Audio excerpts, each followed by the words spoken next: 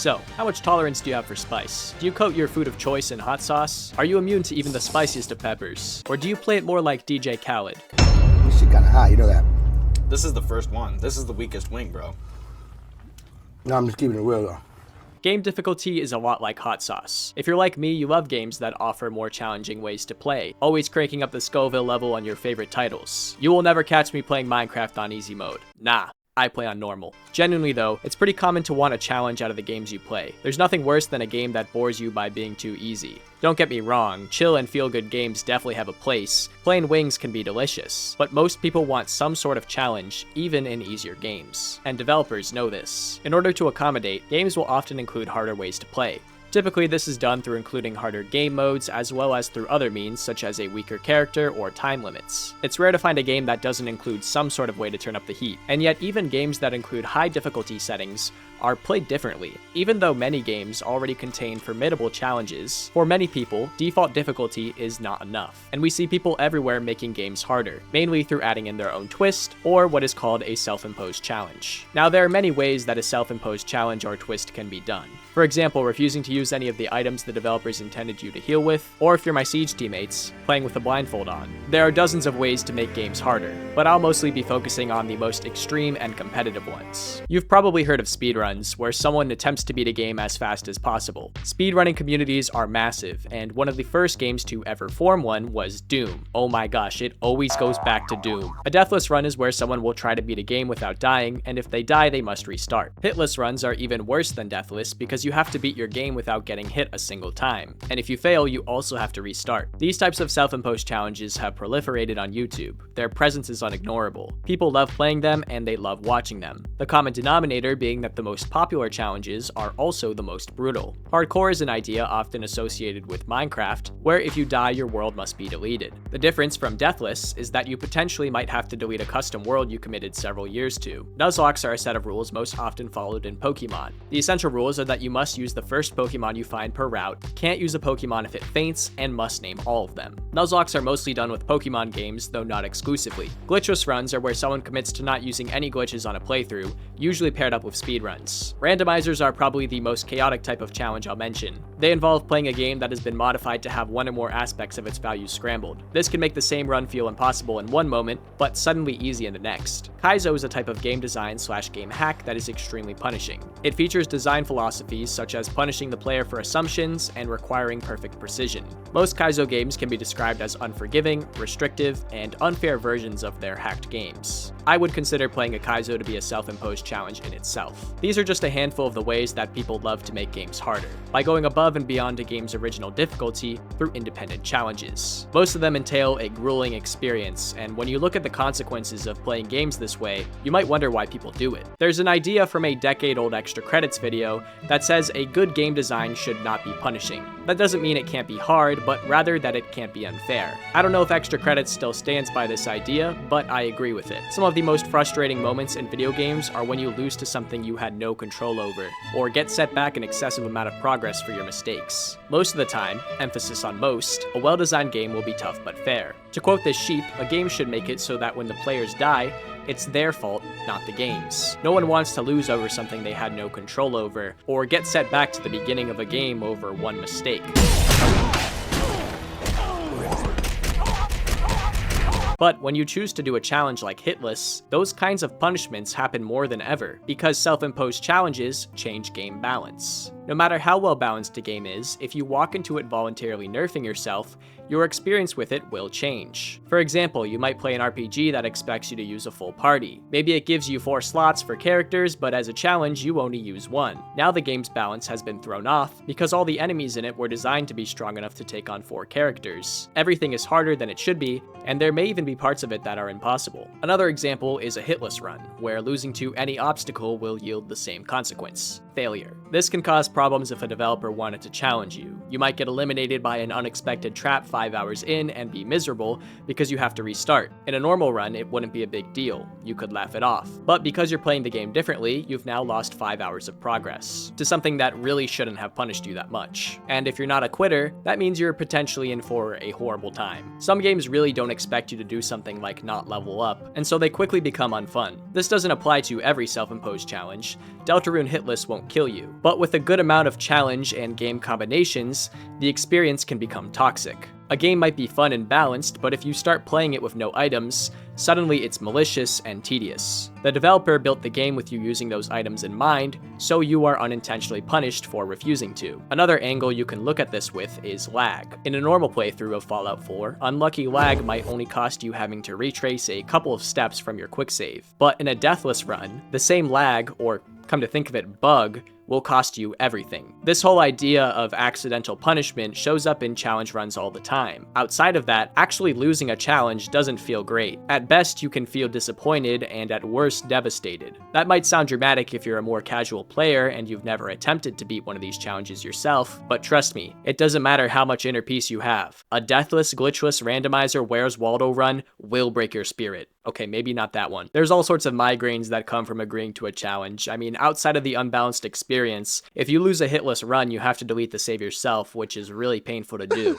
Look up speedrun fails and you'll see a compilation of people dying inside, the light leaving their eyes as you know that nothing could have made them unhappier. They're not being dramatic either. Losing a good run sucks. People love to think about the epic highs that come from surpassing the odds of a near impossible challenge, but the problem is that the odds are likely that 99% of the time, you'll be feeling miserable and defeated. I wouldn't wish losing a Minecraft hardcore world on my worst enemy, or messing up a jump on a Kaizo right before the end. There's hundreds of ways that speedruns and nuzlocks can ruin your day, so why do we love making games harder? In my opinion, there are no stakes to beating regular Elden Ring. That doesn't seem like a statement that should be true, but I think it is. If you are playing Elden Ring with no challenges or constraints, there are no stakes. The game might be challenging, you might not look forward to the harder bosses, but ultimately there is nothing on the line. You have all the time in the world, and you can fail as many times as you need, because there is no urgency or goal that you are playing under. In a normal Elden Ring save, you can take your time and play the game how you want. That is the beauty of it. The bosses are difficult, but you have an endless amount of attempts to defeat them. Now compare that to playing Elden Ring under a deathless challenge. The stakes are tremendous,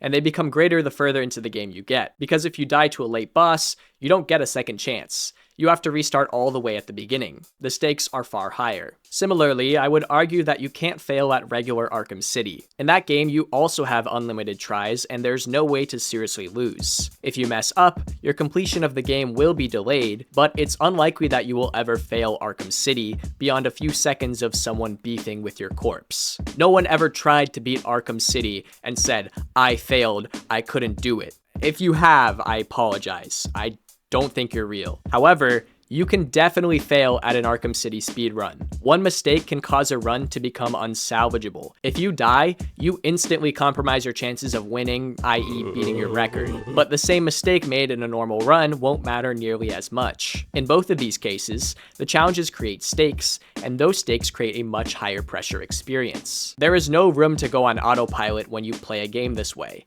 If you're committed to beating a self-imposed challenge, you'll constantly be stressed, and probably pretty upset when you fail, especially when you're closer to winning. You can almost never relax, and it's the same thing with hardcore worlds and Kaizo games. But here's the thing, people love that. They love all of that. The stakes and the pressure. That's actually what it's all about. Just like with spicy food, it's possible to develop a tolerance for game difficulty. This can happen with an individual game or gaming as a whole. If you master Don't Starve, it might not feel as intense as when you were learning it. Adding a challenge is like trying a spicier version of it, and this can be a necessity depending on how skilled you are at games. For many people, playing a stressful game is the only way they can relax. It might seem counterintuitive to come home from work and immediately boot up Sekiro, but for a lot of people, that's exactly what they love to do. If a game becomes easy or doesn't require hard thinking, it might feel boring. This is why people go from easy to progressively harder games. Like with other skills, they crave a challenge, and when Elden Ring doesn't feel impossible anymore, deathless Elden Ring is the perfect thing to chase. In an average Halo 3 run, you might have some room to relax, especially if you're experienced, but there's absolutely no room to not be fully locked in with the Lasso Deathless challenge. That's something that that requires your full attention at all times. A good self-imposed challenge makes a game more exciting. If you get invested enough in a challenge, even games you find mundane can become a cinematic life or death adventure. Speaking of which, self-imposed challenges create a lot of entertainment value. Kai Cenat's Elden Ring stream was one of his biggest Twitch events this year, and it's not just because of the set design. You see, Kai didn't just agree to play Elden Ring, but to beat it within a single streaming event. While it was not exactly a speedrun, it was a marathon with the understanding that he had a limited time to win. It was basically him speedrunning, not really, but he couldn't stream Elden Ring all year, so there was a pressure to beat it faster than usual. And the hype that this created was beyond what I think even Kai imagined. Jaden Animations has released a variety of videos, much of which surround real-life experiences, but the ones with the most views are her Nuzlocks, which hold the place of number 1 and 2 on her channel. The videos are based on her actual Nuzlocks and feature the Pokemon she named during them, and they garnered more attention than any other videos. I imagine it would be harder to tell a story through a normal Pokemon playthrough, but the stakes of the Nuzlocke translated really well into her video style. The videos are great because the Pokemon Jaden acquired acted as characters, and the fact that they could die made people get invested. And if you play a Nuzlocke yourself, you'll probably see a pretty entertaining story play out too. Of course, there is the huge scene around Minecraft speedruns, matched by the equally big scene around catching speedrun cheaters. There's dozens of popular YouTube channels that focus exclusively on self-imposed challenges, because they're so engaging that it just makes for great content. Making games harder also creates community. No one is giving you props for beating Mario 64 in 2024, but Mario 64 speedruns absolutely have a community surrounding them, because the stakes and difficulty make it a fascinating endeavor. If someone is streaming a Mario 64 speedrun, their stream is probably infinitely more interesting than if they were just doing a normal playthrough. Similarly, if a player manages to beat a speedrun record, they instantly become a celebrity.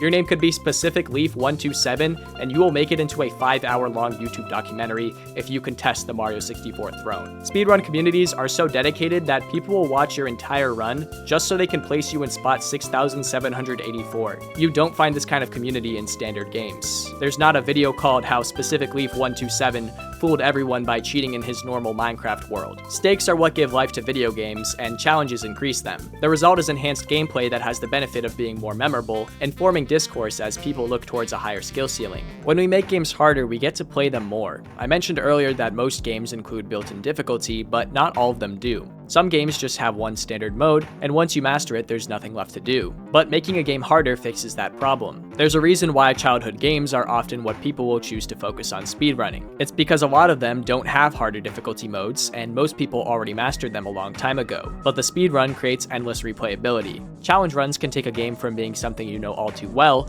to a new journey. They're the ultimate test, and you have to become better to match them. It's probably impossible to beat the hardest Mario Kaizos without deeply knowing the inner workings of the game. Not only do you have to be good skill-wise, but you need to know the game well enough to be able to exploit it. There are some Kaizos where the only way to beat a level is through manipulating the game's weak spots. This adds a whole new dimension where you're not just studying gameplay, but bugs and obscure techniques too. Learning how to exploit a game to your advantage is super fun. That doesn't sound good on paper. I should clarify, I mean like figuring out a glitch and using it to beat a level in an offline game, not using a hacked client or anything. That's not cool. Bugs are one of the aspects that make speedruns so interesting. Instead of being limited to the tools the game gives you, you get to ask yourself, what is the most broken strategy that will help me get further? Are there any glitches that could be saving me time? If you watch footage of the best speedruns, you won't be able to tell what's happening, and yet everything is meticulously planned. Exploiting a bug in a normal game run is a pretty cool party trick, but in a speedrun it can be essential. There's an incentive to learn them since they cut off so much time. The higher replay value benefit applies to individual levels too. Trying to speedrun Coconut Mall means you're going to get to know that track very well.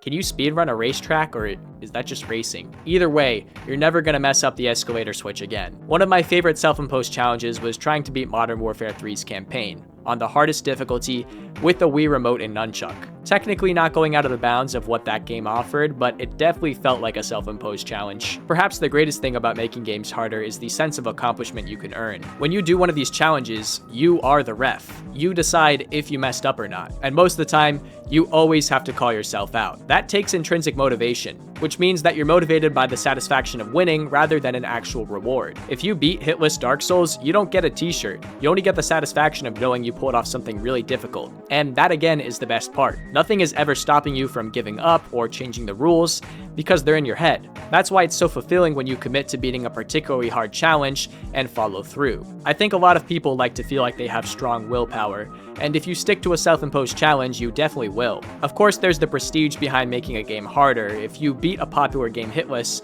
you're set from 99% of players. But the inner accomplishment is usually its own reward. Repeatedly running the same challenge can be cathartic. You get to invest time into something that doesn't immediately gratify you, but still see progress. Eventually, your failed attempts just feel like a part of the journey. There's a reason why people like to keep a death counter on harder games. Seeing 100 deaths isn't discouraging, it's a sign of your commitment. And the more trial and error it takes to win, the more satisfying it is when you do. For every clip of someone devastated by a speedrun mistake, there's one of someone celebrating a win that brings a wave of dopamine greater than any other game experience could produce. I mean, I feel a rush when I barely beat someone in JoJo All-Star Battle R. I'm sure it's even better to actually pull off something impressive. The potential for suffering in some self-imposed challenges is sometimes concerning. I can't comfortably rewatch the footage of Philza losing his hardcore run, because seeing a 5-year record get ended in 10 seconds is brutal. But still, this is the price people pay for more interesting and high-stakes experiences. The pros outweigh the cons. When you make a game harder, you get stakes.